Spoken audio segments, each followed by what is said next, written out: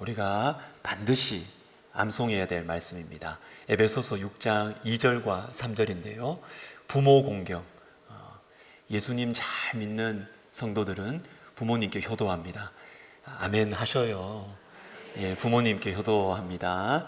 우리 에베소서 6장 2절 3절 우리 두 번 우리 마음을 다해서 읽도록 하겠습니다. 시작. 내 아버지와 어머니를 공경하라. 이것은 약속이 있는 첫 계명이니 이로써 내가 잘 되고 땅에서 장수하리라. 에베소서 6장 2절과 3절 말씀. 아멘. 우리 하나님이 정말 약속을 하시잖아요.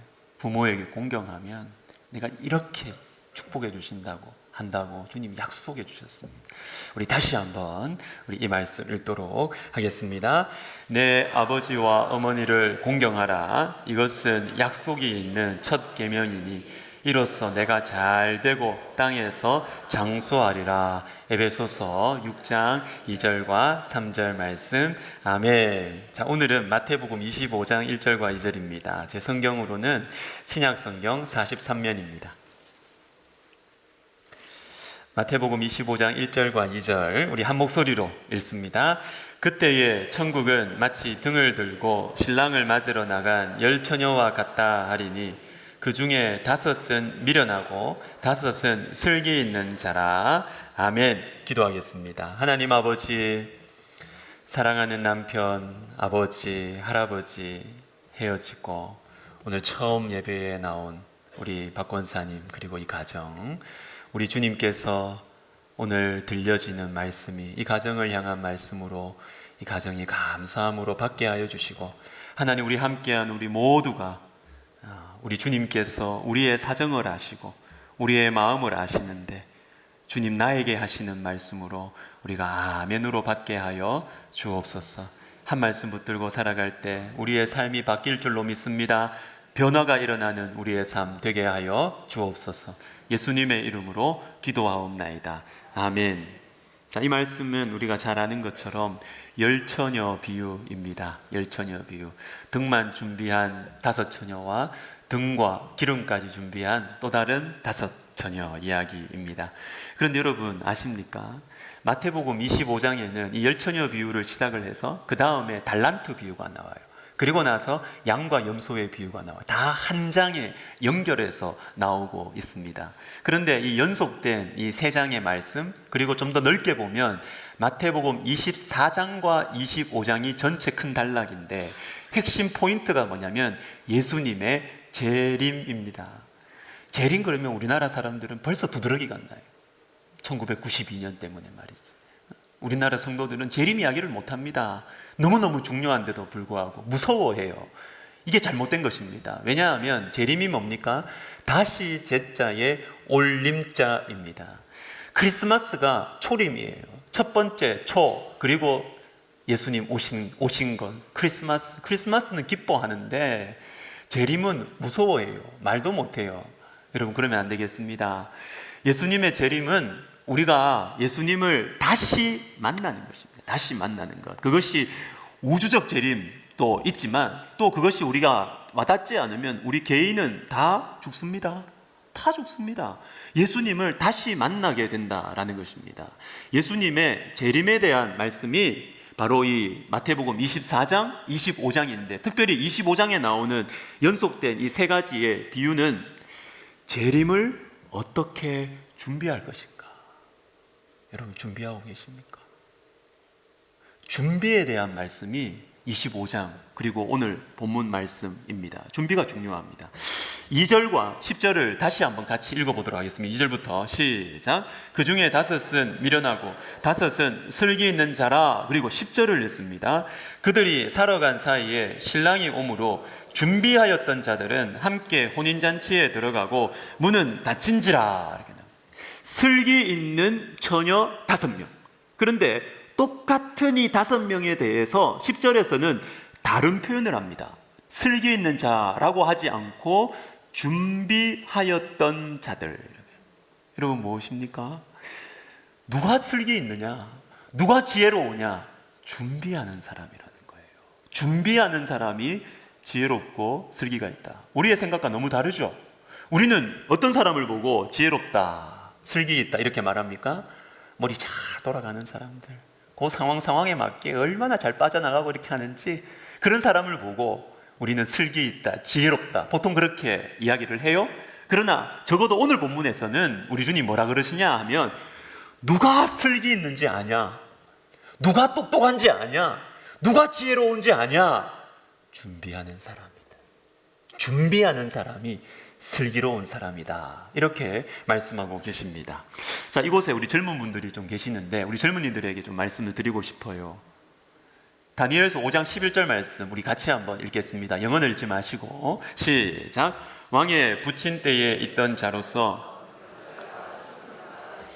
신들의 지혜와 같은 자니이다. 아멘. 이 말씀은 벨드사살이라는 왕의 부인이 다니엘을 자기 남편에게, 왕에게 추천하는 장면입니다. 다니엘이 얼마나 훌륭한 줄 아십니까? 이 다니엘은 명철과 총명과 지혜가 있는 사람입니다. 이렇게 소개를 해요. 그런데 우리나라 성경에는 이런 뉘앙스로 나오고 있지만 영어 성경은 좀 더 구체적으로 이야기해 주고 있습니다. 어떻게요? He was found. 뭡니까? 발견됐다는 것입니다. 발견됐다. 다니엘이 총명하고, 다니엘이 명철이 있고, 다니엘이 지혜가 있는 사람이다, 이게 아니고, 정확한 의미는 다니엘이 명철과 지혜가 총명이 있는 사람으로 발견이 됐다. 발견. 여러분 뭡니까? 제가 능력 있는 거 아시지요? 자기 PR을 하는 게 아니에요. 내가 실력이 있습니다. 내가 이렇게 탁월합니다. 그러니까 나를 세워주십시오. 좀 촌스럽지 않습니까? 하나님 백성들은 그렇게 하지 않아요. 그렇게 하지 않고 사람이 보나 안 보나 하나님 앞에서 자신의 명철과 지혜와 총명을 준비하는 것입니다. 준비하다가 하나님의 때가 됐을 때 발견이 되는 것입니다. 발견이 되는 것입니다. 여러분, 하나님 백성은 이렇게 하는 것입니다. 원망하고 불평할 필요도 없어요. 그냥 나의 주어진 상황 속에 하나님 앞에서 열심히 갈고 닦는 것입니다. 준비하는 것입니다. 그러면 주님의 때가 딱 되면 우리가 발견이 되는 것이에요. 발견되는 것입니다. 연세가 있으신 분들도 이곳에 많이 계시는데, 제가 몇 달 전에 들려드렸던 얘기 다시 들려드리고 싶어요. 이건 다시 들어도 좋을 것 같습니다. 우리나라에서 여러분, 유언장을 쓰고 돌아가시는 분들의 퍼센트가 몇 퍼센트인지 기억나십니까? 유언장 쓰고 돌아가시는 퍼센트 4%에서 5%입니다. 100명 중에 4명에서 5명만 유언장을 쓰고 돌아가신다. 그래서 우리나라에 상속 문제로 자녀들끼리 언니하고 동생하고 싸우고 형하고 동생하고 싸우고 상속 문제로 싸우는 한 해의 소송 건수가 5만 건. 그것도 이 5만 건의 80% 이상이 1억 원 미만 돈 때문에. 저는 이 부분을 다시 보면서 이게 액수의 문제가 아니구나. 액수 문제가 아니구나. 준비의 문제구나. 준비. 여러분 죄송합니다. 부모님들이 준비를 안 하시는 것 같아요. 100명 중에 4분 내지 5분만 유언장을 쓰고 준비하시는 것 같습니다. 내가 영원히 사실 것처럼. 가만히 보면요, 제가 여러 사람들 만나잖아요. 가만히 보면 형제들이 부모님 돌아가시고 나서 잘 지내던 형제들도 부모님 돌아가시면 싸워요. 그 대부분 이유가 뭐냐면, 대부분 유산 때문에 싸워요. 유산 때문에. 어떤 형제들 중에 어떤 한 사람이 욕심을 너무 많이 부려서 싸운다. 그것도 맞지만 제가 볼 때는 부모님들이 준비를 안 하는 거예요. 준비를 해놓으면 안 싸웁니다. 덜 싸웁니다. 제가 이번에 고향 갔을 때 저희 부모님은 확실하게 준비해 놨더라고요. 누나하고 니하고 법대로 반반이다. 제가 하나도 기분이 안 나빴습니다. 아들이라고 더 줘야지. 저는 그런 거 없어요. 저는 우리 아버지 어머님 확실하더라고. 반반이다, 반반. 반반. 부모님들 준비하셔야 됩니다. 여러분 준비 안 하시면 여러분 한 배에서 나온 자녀들이 싸워요. 여러분 없을 때 싸운다고요. 준비하셔야 됩니다. 준비. 또 최근에 저는 친구 준비가 참 중요하구나 라는 생각이 듭니다. 나이가 들어가나 봐요. 제가 친구 준비가 중요하구나. 여러분 인도에서 가난한 사람들을 많이 섬겼던 마더 테레사가 이런 말을 했습니다. 자기를 좋아하는 사람도 필요로 하는 사람도 없다고 느낄 때 찾아오는 소외감은 빈곤 중에서도 가장 큰 빈곤이다. 저는 이 말을 마더 테레사가 했기 때문에 우리가 무겁게 들을 필요가 있다고 생각합니다. 왜? 마더 테레사는 물질적인 가난함 때문에 사람들이 겪는 비참한 모습을 너무 많이 봤거든. 돈이 없어서, 먹을 것이 없어서 인간이 얼마나 비참하게 살아가는지를 마더 테레사처럼 많이 본 사람이 있었을까요? 근데 이 사람이 말합니다. 돈이 없고 물질이 없어서 겪는 그 비참한 빈곤보다 더 비참한 것이 있더라는 거예요. 그것은 친구가 없고 주변에 사람이 없어서 겪는 빈곤, 이 소외감, 이게 제일 크더라는 것입니다. 지난주 화요일에 저는 한 친구를 만났습니다. 고등학교 때 친구인데요. 고등학교 다닐 때 같이 기도 모임을 했던 한 친구였습니다. 여러분 저는 사실 친구가 별로 없어요. 네 성격이 그래서 그럴 줄 알았다. 다 그런 표정이신데 제가 목회자가 되기 전에는 친구가 많았습니다. 부담이 될 정도로 주변에 사람들이 많았습니다. 근데 목회자가 되면서부터 제 마음속에 저는 이 좋은 마음이라고 생각하는데 목회자가 덕스럽게 행동하기 위해서는 그 목양지를 떠난 곳 사람들과는 연결을 끊어야 된다. 그게 제 마음속에 교회의 덕을 세우기 위한 것으로 제 속에 있습니다. 그래서 떠나온 교회의 사람에 대해서는 저는 만나지 않습니다. 웬만하면 안 만납니다. 연락도 안 합니다. 왜? 지금 하나님께서 나에게 발령 내신 이곳에 집중하고 충성해야지. 좋은 거든 나쁜 거든 전임자가 영향을 미치면 별로 안 좋더라고요. 그래서 저는 친구가 별로 없습니다.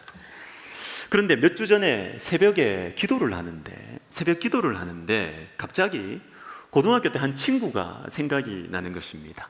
30년 동안 못 만났어요. 30년 동안. 근데 생각이 나는 것입니다. 보고 싶어요. 근데 전화번호도 없어요.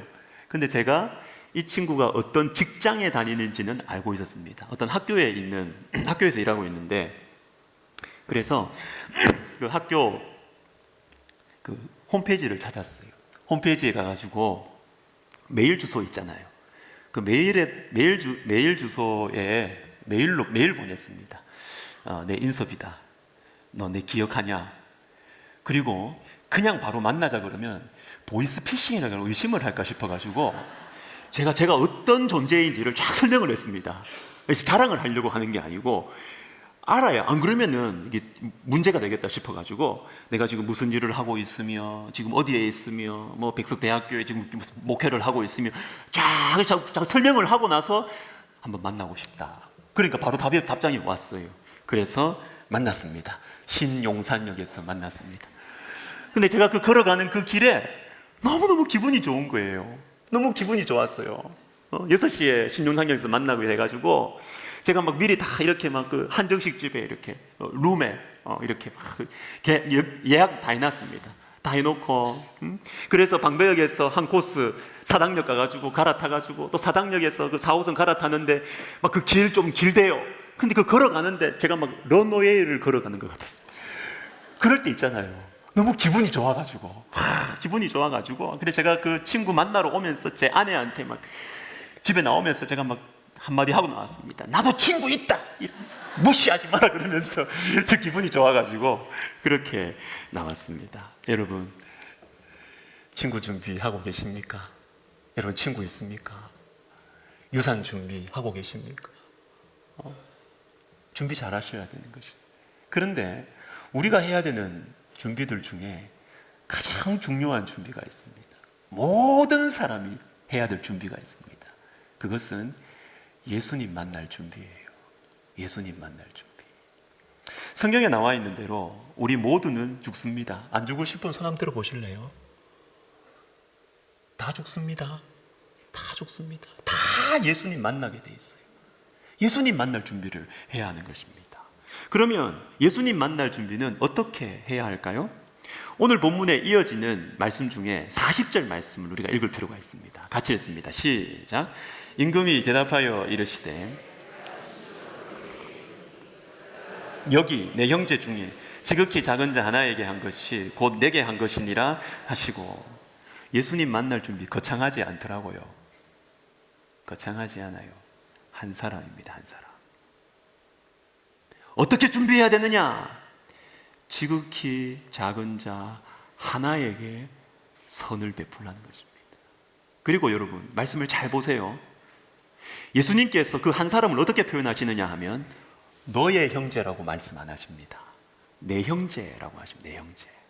그러니까 지극히 작은 자 그 한 사람이 예수님 형제예요. 예수님 동생이에요. 예수님 형이에요. 함부로 하면 안 됩니다. 그 한 사람에게, 그리고 그것도 보세요. 내 형제 앞에 무슨 표현이 있습니까? 여기라고 해요. 여기. 저기가 아닙니다. 저 멀리에 있는 아프리카에 있는 내 형제라고 말씀하지 않으십니다. 여기는 저와 여러분이 살아가는 일상을 말합니다. 지금 네가 살아가는 이 자리에 가까이에 있는 그 사람에게, 가족이 될 수도 있겠죠. 직장의 동료와 부하가 될 수도 있겠죠. 바로 그 사람에게 선을 베푸는 것. 그것이 예수님 만날 준비하는 것이다. 여러분, 이것은 저의 사상이 아니옵시다. 하나님의 말씀입니다. 하나님의 말씀. 우리 예수님께서 이렇게 사셨습니다. 누가복음 23장에 보시면 예수님께서 인생의 마지막이었습니다. 이제 조금 있으면 하나님 아버지를 만나게 됩니다. 이때 예수님께서는 십자가를 지고 계시는데, 이 십자가는 인류 구원의 십자가입니다. 너무너무나 중요하고 너무나 거창한 거대한 십자가를 예수님 지고 가십니다. 그러나 예수님께서 하나님을 만나기 그 직전에 뭘 하시느냐? 자기 바로 옆에 있는 한 사람, 오늘 네가 나와 함께 낙원에 있으리라. 내 바로 옆에 있는 한 사람의 목소리를, 인류 구원의 십자가를 지시고 그 한 사람의 목소리를 들으시는 것입니다. 여러분, 그리고 예수님이 십자가에 가시기 며칠 전에 누구와 같이 있었는지 여러분 아십니까? 인생을 마무리하시기 그 며칠 전에 요한복음 13장부터 17장을 집에 가서 한번 읽어보십시오. 예수님은 영향력 있는 사람들과 있지 않았어요. 오병이어 사건을 그때 이루지 않으셨어요. 많은 사람들에게 영향력을 미치려고 하지 않으셨어요. 예수님은 소수의 제자들에게 집중하셨습니다. 소수의 제자들에게 말씀을 가르쳐 주시고, 그것도 발을 씻겨 가시면서 몸으로 말씀을 보여주시면서 소수의 사람들에게 집중하셨습니다. 이것이 예수님의 방식이었어요. 그리고 예수님을 끝까지 따라갔던 사도 바울, 사도 바울의 인생 마지막에 우리 하나님께서 어떤 말씀을 주신지 아십니까? 사도 바울 서신의 맨 마지막 책이 무엇입니까? 디모데후서예요. 디모데후서는 그 말 그대로 디모데 한 사람을 세우기 위한 말씀이었습니다. 로마서가 아니었어요. 로마서도 중요하지만 여러분, 로마서에는 그 당시 세계의 중심이었던 로마 교회, 로마에 있는 로마 교회에 내가 갈 것이다. 그리고 로마 교회여, 너희들이 하나님 나에게 주신 땅끝까지 가는, 서바나로 가는 이 세계 선교의 비전에 너희 교회가 함께 해줬으면 좋겠다라는 원대한 말씀이 나오는 것이 로마서예요. 그러나 여러분, 인생의 마지막, 사도 바울이 예수님을 만나기 직전에 하나님께서 사도 바울에게 주신 말씀은 디모데후서예요. 디모데 한 사람을 세우는 거기에 너는 집중하라. 여러분, 바보 같은 것 아닙니까? 내 인생이 얼마 남지 않았으면 더 힘 있는 사람에게 들러붙고 더 힘 있는 사람에게 줄 서고 더 많은 사람들에게 영향을 미쳐야 되지 않아요? 여러분, 그것은 인간의 방법이에요.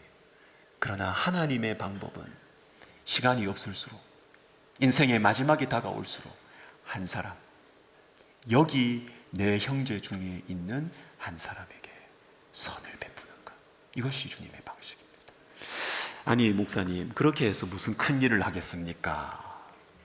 한 사람을 섬겨서 무슨 열매가 많이 맺히겠습니까? 저도 이해가 잘 안 돼요. 사실은 저도 이게 납득이 잘 안 된다고요. 지극히 작은 자 하나에게 선을 베푼다고 무슨 하나님의 큰 일을 하겠습니까? 저도 잘 납득이 안 돼요. 그러나 여러분, 여기에서 우리는 선택을 하셔야 합니다. 선택. 하나님의 말씀을 따라갈 것인가? 아니면 내 경험과 내 지식을 따라갈 것인가? 선택을 하셔야 합니다. 선택. 사랑하는 여러분, 우리 하나님을 믿어 봅시다.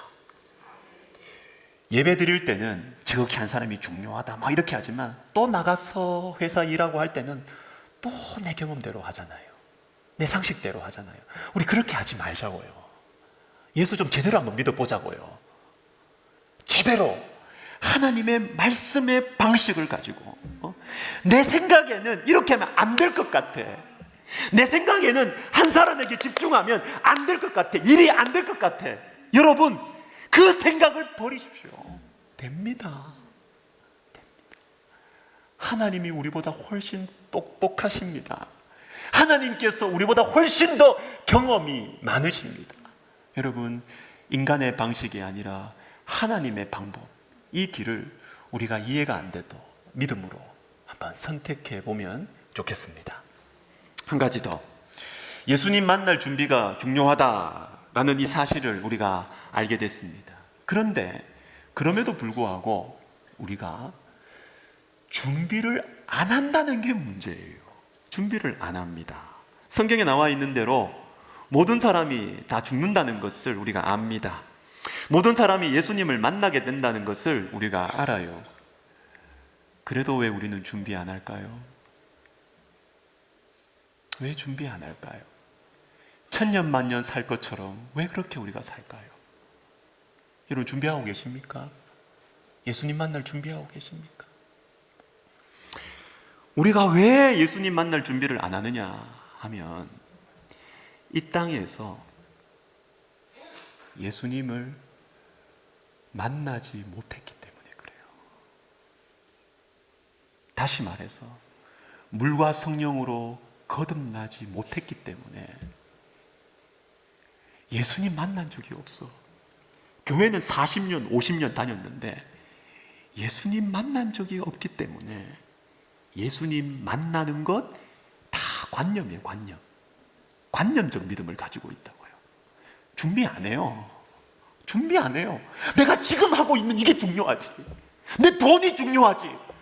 예수님 만날 준비, 목사님 또 뜬구름 잡는 소리 안 해. 속으로 다 그런 생각을 합니다. 왜? 이 땅에서 완전하지 않지만 예수님을 만난 적이 없어 그래요. 여러분, 오늘 예배 가운데 들려지는 말씀이 여러분의 상황을 해석하고 있습니까? 예수님 여러분에게 다가오시는 거예요. 내 생각과 너무 다르죠? 찔리죠? 예수님 여러분에게 다가오시는 것입니다. 예수님을 만나는 것입니다. 이 땅에서 우리가 예수님을 만나면 예수님이 얼마나 좋은 분인지를 맛을 보게 됩니다.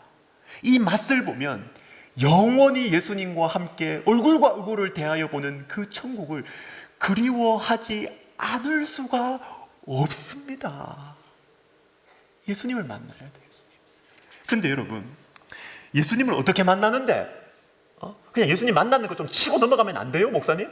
왜 자꾸 목사님은 내 마음을 불편하게 해요? 나 권사라고요. 나 장로라고, 나 목사라고요. 예수님 만난 걸로 치고 넘어갑시다.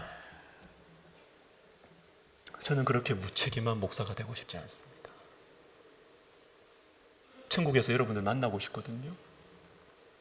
예수님 만나는 방법 하나를 제가 100%라고 말할 수는 없지만 예수님 만나는 방법 하나를 제가 말씀을 소개해 드리고 싶습니다.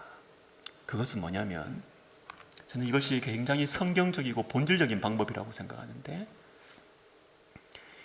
내려놓는 것입니다. 내려놓는 것입니다. 지지난 주일인가 제가 소개해 드렸던 미국의 그 팀 하스 하형록 회장님의 책 페이버에 보면 이분의 어렸을 때 본인이 겪었던 한 스토리가 소개되고 있습니다. 이분 부모님들이 훌륭하세요. 부모님들이 목회자였는데 다들 신학교 마치고 나서 가지 않으려고 하는 험지들 중에 하나였던 부산 용호동의 나환자촌에 이 부모님들이 자원해서 가셨어요. 거기서 12년을 나환자들을 섬깁니다. 그러다 보니까 부모님이 오셨으니까 같이 와가지고 친구들 중에 나환자들이 있는 거예요. 근데 가만히 보니까 이 나환자 친구들이 건강한 자기 자신보다, 건강한 다른 사람보다 훨씬 더 얼굴이 편안하다. 얼굴이 밝고 마음이 편해요. 그래서 궁금해가지고 물었습니다. 궁금해가지고 나는 너 같으면 세상을 저주하면서 살았을 텐데, 내가 너 같았다면 하나님을 원망하면서 그렇게 살았을 텐데 너는 어떻게 이렇게 마음이 평화롭고 잘 웃냐? 그러니까 그 친구가 이런 말을 합니다. 그냥 인정하기로 했어. 나를 이렇게 만드신 주님을 원망하는 대신 그분 안에서 평화를 찾기로 했어. 근데도 안 풀리는 질문이 있는 거예요. 왜냐하면 이 나병 환자 친구들이 돌아가면 이 나쁜 애들이 막 돌 던지면서 놀렸거든. 말을 입에 담지는 않겠습니다. 막 돌 던지면서 막 놀렸거든. 그런데 이 아이들은 너무 평화로운 거예요. 너는 사람들의 미움을 받으면서도 불구하고 어떻게 그 평화를 네가 느낄 수 있느냐? 그 나환자 친구가 이런 말을 합니다. 그냥 항복하면 돼. 항복하면 돼. 여러분, 너무 중요한 말입니다. 아직도 하나님께 항복하지 않고 계십니까? 아직도 내 인생은 내가 다 쥐고 살아야 됩니까? 아직도 예수를 믿은 지가 30년, 40년이 돼 가는데 아직도 내 자식은 내 겁니까? 내 건강은, 내 노후는 내 겁니까? 주님 만날 수가 없어요. 주님 만날 수가 없어요. 하나님께 항복하시기를 바랍니다. 하나님께 항복하시면 하나님이 주시는 평화를 느낄 수가 있는 것입니다. 그리고 여러분, 이것과 연관지어서 예수님을 만나는 방법이 뭐냐면 여러분 안에 있는 비밀을 말씀드리면 돼요. 한번 해보십시오. 비밀을. 왜냐하면 예수님과의 만남, 인격적인 존재와의 만남의 핵심은 뭐냐면 비밀 공유입니다. 비밀 공유. 되게 어떤 사람하고 친한 줄 알고 저 사람하고 내가 되게 친하다 그랬는데, 친하다고 생각했는데 어느 지점에 가면 딱 벽에 부딪히는 경우가 있습니다. 왜 그러냐면 비밀을 감추고 있어서 그래요. 비밀을 감추고 있었어. 인격적 관계의 핵심은 비밀 공유입니다. 우리가 예수님을 오래 믿어도 예수님에게 나의 부끄러운 과거, 나의 실수, 나의 미래에 대한 염려, 이것을 주님 앞에 정직하게 말하지 않으면 주님을 만날 수가 없어요. 세계적인 영성신학자인 헨리 나우엔이 이런 말을 합니다. 제가 뒤에 있는 문장만 읽어드릴게요. 기도는 팔을 벌려 하나님의 인도하심에 자신을 내맡길 수 있는 용기를 줍니다. 기도가 뭐냐? 기도는 내가 원하는 거 딱 정해놓고 하나님 앞에 딱 묻고 이거 해주십시오. 이거 해주십시오. 아닙니다. 그건 기도가 아니에요. 기도가 아니에요. 그렇게 시작할 수는 있지만 그게 기도의 본질이 아니에요. 기도의 본질은 무엇이냐면 하나님께 내려놓는 것입니다. 주님 뜻대로 하십시오. 주님의 뜻이 무엇입니까? 내려놓는 것입니다. 여러분, 어떻게 내려놓아요? 다 말씀 한번 드려보세요. 하나님 앞에서까지 상남자 되려고 하지 마시고 다 말씀해 보세요. 하나님, 제가 너무너무 내 노후가 두렵습니다. 제가 너무너무 외롭습니다. 주님, 과거에 있었던 어떤 사건 내가 다 잊어버렸다고 생각하지만 어떤 때는 또 그 사건이 불쑥, 또 그 사람이 불쑥 생각나서 내 마음을 뒤집어 놓고 있습니다. 여러분, 그거 여러분 혼자 해결하려고 하지 마시고요. 혼자 해결하려고 하면 그게 병됩니다. 병됩니다. 하나님 앞에 내어놓어요. 하나님, 내가 이런 부끄러운 사건이 있었습니다. 부끄러운 상처가 있습니다. 그 인간 너무 싫습니다. 하나님께 내어놓으십시오. 비밀을 다 털어놓으면 주님이 우리에게 찾아오십니다. 여러분, 주님은 우리와 밀당하는 분이 아니에요. 우리에게 신경전을 펼치시는 분이 아니에요. 우리를 기다리고 계십니다. 네 마음 좀 열어줄래? 예수를 언제까지 직분 뒤에 숨어서, 봉사 뒤에 숨어서 신앙생활 할래? 그러지 말고 네 마음 좀 열어다. 주님이 우리를 기다리고 계시는 거예요. 주님께 다 털어놓고 얘기하면 주님께서 우리 가까이에 오셔서 우리를 만나 주실 것입니다. 우리 시간 같이 우리 찬양 하나 하고 우리 기도하면 좋겠습니다. 예수님을 정말 만난 분이 만든 찬양입니다. 예수님을 만나야 예수님을 얼굴과 얼굴을 대면하여 보는 그 천국을 우리가 준비할 수가 있는 것이, 우리 시간 같이 우리 이 찬양하고 기도하겠습니다.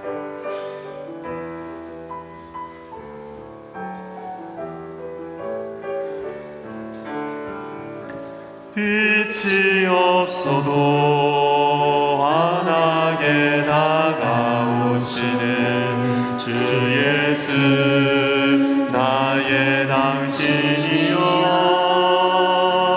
음성이 없어도 똑똑히 들려주시는 주 예수, 나의 당신이여. 당신이 있음으로 나는 있고, 당신의 노래가 머물므로 나는 부를 수 있어요. 주여, 꽃처럼 향기 나는 나의 생활이 아니어도 나는 당신이 좋을 수밖에 없어요. 주 예수, 나의 당신이여. 나는 없어도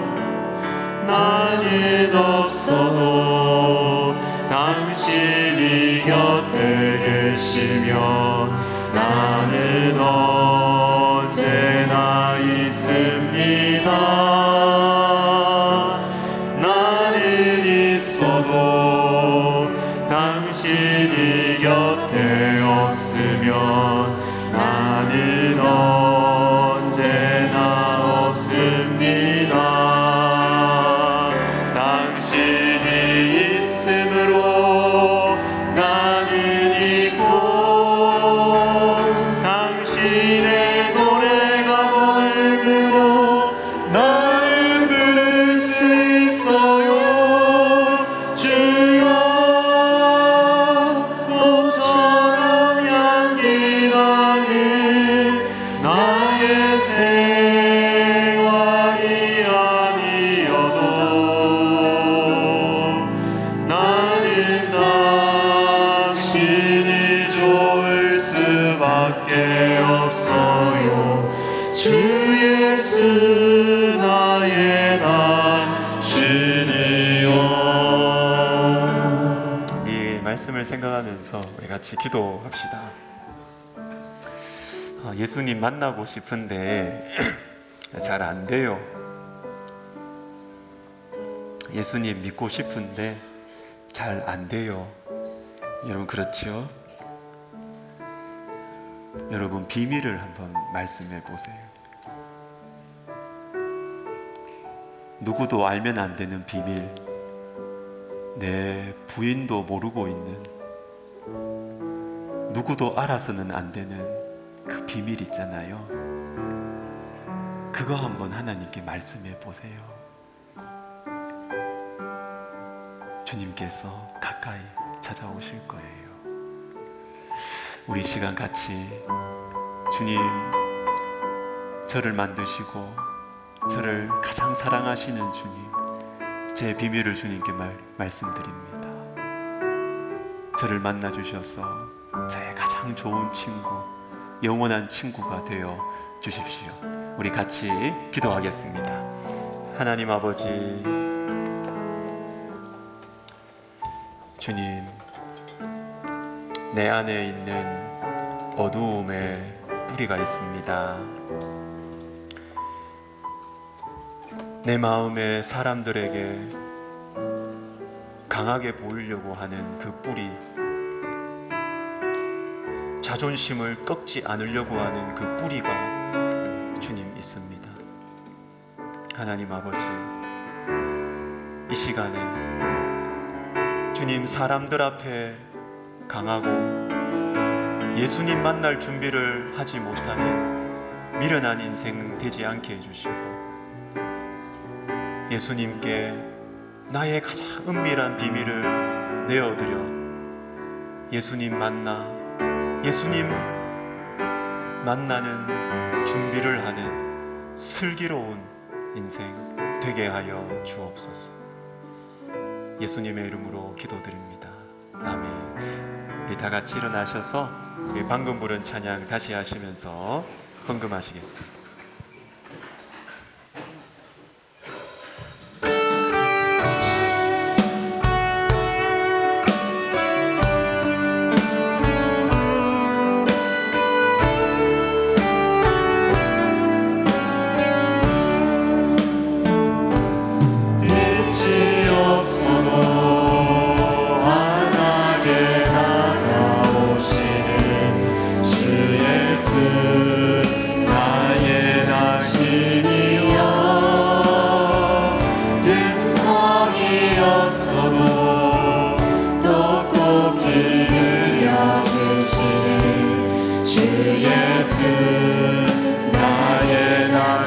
우리 2절 하겠습니다. 2절.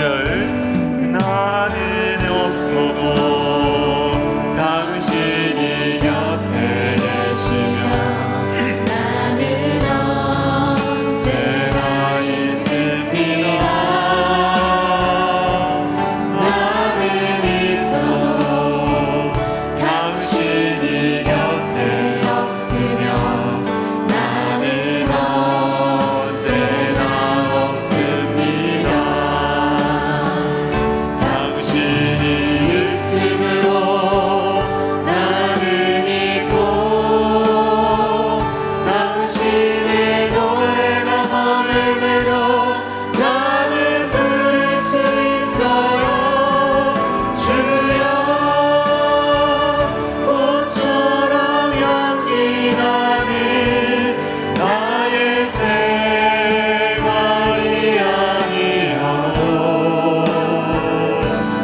나는 당신이 좋을 수밖에 없어요.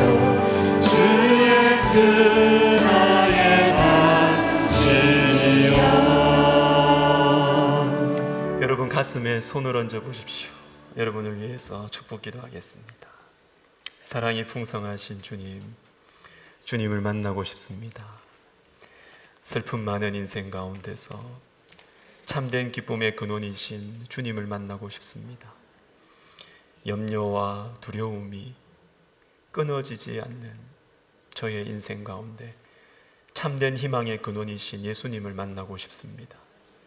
저의 비밀을 내어드립니다. 저의 근심을, 저의 불안함을, 저의 원망과 분노를 내어드립니다. 제 마음의 문을 열어드립니다. 저의 친구가 되어 주십시오. 저를 만나 주십시오. 오 하나님 아버지, 그래서 제 안에 있는 어두움을 제하여 주옵소서. 제 영혼에 평안을 주옵소서. 우울증, 공황장애, 불안증, 불면증 사라지게 하옵소서. 주님, 제 몸의 연약함을 치료하여 주옵소서. 굳어진 것들이 부드러워지게 하시고 번져가는 것들이 멈추게 하시고 내 안에 있는 나쁜 것들 녹여주시고 심장이 규칙적으로 뛰게 하시고 피를 맑게 하여 주시옵소서.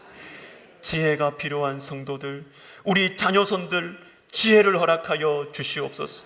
그리고 주님, 물질의 축복을 내려 주옵소서. 생업의 현장에 나의 수고를 넘어서는 과분한 주님의 도우심을 허락하여 주옵소서. 이제는 우리 주 예수 그리스도의 은혜와 하나님 아버지의 사랑과 성령의 감동 감화 위로 교통하심이 하나님의 말씀을 진짜로 믿고 하나님의 말씀에 따라갈 때 하나님이 그곳에 계시고 하나님을 만나 하나님 만날 준비를 진지하고 진실하고 즐거이 준비하는 하기를 원하는 모든 영혼들 머리 위에, 그리고 우리 백석학원과 총회와 신문사와 우리 교회 위에 이제로부터 영원토록 함께 있을지어다. 아멘.